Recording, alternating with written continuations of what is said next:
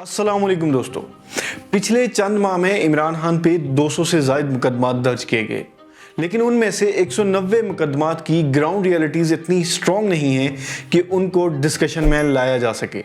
इन सब केसेस के अंदर एक पर्टिकुलर केस आज हम डिस्कस करेंगे जिसे तोशाखाना के नाम से जाना जाता है, और पिछले ही दिनों इमरान खान और उनकी अहलिया को इस पे 14 साल की सज़ा भी हुई, क्योंकि उन पे एक फ़र्द जुर्म आयद किया गया कि सऊदी अरब के दौरे में उनकी अहलिया को मिलने वाला हीरों का एक हार उन्होंने अंडर वैल्यूएशन के तहत अपने पास रिटेन किया, और तोशाखाना में उसकी अमाउंट जो डिपॉजिट की गई वो एक्चुअल वैल्यू नहीं थी। क्या कोई हुकूमती नुमाइंदा बैरून मुमालिक से मिलने वाले इनामात या तहाइफ को अपने पास रिटेन कर सकता है? अगर कर सकता है तो किन बेसिस पे? और इस पर्टिकुलर केस में इमरान खान और उनकी अहलिया पे जो एलिगेशंस लगे, क्या वो दुरुस्त हैं? दोस्तों, मैं हूं मोहम्मद वैस और जानते हैं आज के इस वीडियो में।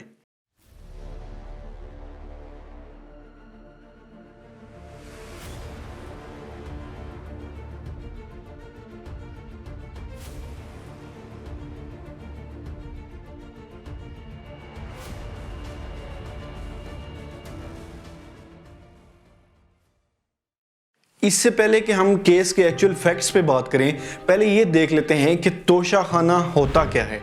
इटसेल्फ तोशाखाना की डेफिनेशन क्या है?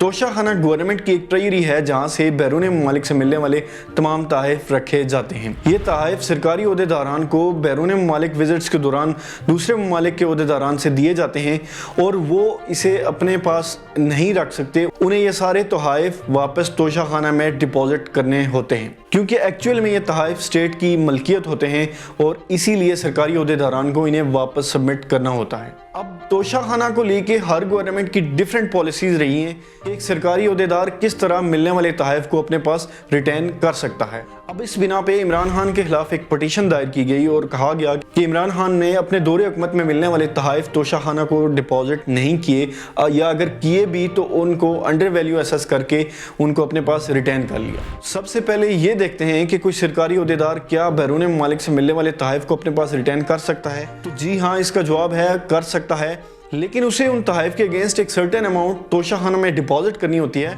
उसके बाद वो लायबल होता है कि उन तहाइफ को अपने पास रिटेन कर सके। मुख्तलिफ अदवार में इसकी परसेंटेज डिफरेंट रही है, और 2018 में इमरान खान ने जब गवर्नमेंट टेक ओवर की तो उस वक्त इसकी परसेंटेज 20% थी। इसका मतलब ये हुआ कि अगर किसी भी सरकारी ओहदेदार को बैरून मुमालिक से 100 रुपये के तहाइफ मिलते हैं तो वो 20 रुपये तोशाखाना को अदा करके उन्हें अपने पास रिटेन कर सकता है। लेकिन इमरान खान की गवर्नमेंट में इस पे अमेंडमेंट हुई और इस 20% की रिटेंशन कॉस्ट को बढ़ा के 50% तक ले जाया गया। इसका मतलब ये हुआ कि अगर किसी सरकारी ओहदेदार को 100 रुपये की चीज़ मिलेगी तो वो 50 रुपये रिटेंशन कॉस्ट के तौर पे पे करेगा तोशाखाना को, और उसके बाद वो एसेट अपने पास रिटेन कर पाएगा।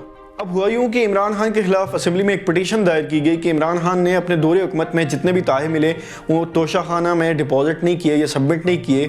अगर सबमिट किए भी तो अंडर वैल्यू असेस्ड करके उसने अपने पास रिटेन कर लिए। इस पे बाद में बहुत सारे ट्रायल चले और इमरान खान को गिरफ्तार भी इसी केस में किया गया, लेकिन बाद में इस्लामाबाद हाई कोर्ट ने इसी केस के डिसीजन को मुस्तरद किया और मजीद कार्रवाई का हुक्म दिया। इनिशियल फेसेस में जिन तहाइफ का जिक्र किया गया उनमें एक कीमती घड़ी, एक पेन, कफलिंग्स और एक अंगूठी शामिल थी। उनके अगेंस्ट डिफरेंट एलिगेशंस लगाए गए, लेकिन बाद में दिसंबर 2023 में नैब ने एक नई पिटीशन फाइल की इमरान खान के अगेंस्ट, और ये कहा कि उनके सऊदी अरब के दौरे के दौरान उनकी अहलिया को वहाँ के शहजादे की तरफ से एक ज्वेलरी सेट दिया गया जिसको बहुत कम वैल्यू में एसेस करवा के इमरान खान ने अपने पास रिटेन कर लिया। यहाँ एक फैक्ट बड़ा इंटरेस्टिंग है कि गवर्नमेंट ने उस हार की जो वैल्यू असेस करवाई वो दुबई में मुकीम इंडियन कंपनी के एक साबका जो मुलाजिम है उनसे करवाई, और उन्हें एक पिक्चर दिखा के ये कहा गया कि आप इस ज्वेलरी की वैल्यू असेस करें।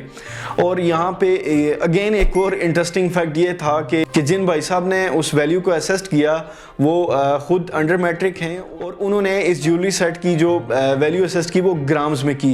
हालांकि हम सब ये जानते हैं कि डायमंड की जो वैल्यू असेस की जाती है वो कैरेट्स में की जाती है, ना कि ग्राम्स में। तो तो इस तरह के कुछ इंटरेस्टिंग फैक्ट्स हैं जिनको देख के ये लगता है अदालत ने किस कदर उजलत में ये फैसले सुनाए इमरान खान के खिलाफ। इमरान खान की वकला और उनकी बहन का भी यही कहना था कि उनकी सुनवाई नहीं की गई, जो क्रॉस एग्जामिनेशन का राइट था वो भी उनको नहीं दिया गया, और इस तरह के बहुत से हथकंडे अपनाए गए जिनमें जल्दबाजी में इमरान खान के खिलाफ फैसला सुना के उनकी पर्सनैलिटी को डीमोरलाइज किया गया, और ये बताया गया कि दूसरों को करप्ट कहने वाला एक शख्स खुद कैसे करप्ट हो सकता है। अब ये देखते हैं कि पिछले हुकूमती अदवार में क्या सरकारी अहदेदारान ने ऐसे जो तोहफ़े मिले दूसरे ममालिक से उनको अपने पास रिटेन किया या नहीं। तो इसकी सबसे बड़ी एग्जांपल गवर्नमेंट ने जो पिछले साल एक लिस्ट जारी की तोशा खाना के एसेट्स की, उनमें हम देख सकते हैं सबसे ज़्यादा मालियत के जो एसेट्स उठाए गए वो आसिफ अली जरदारी साहब की तरफ से उठाए गए। 26 जनवरी 2009 को आसिफ अली जरदारी साहब ने एक BMW और लेक्सस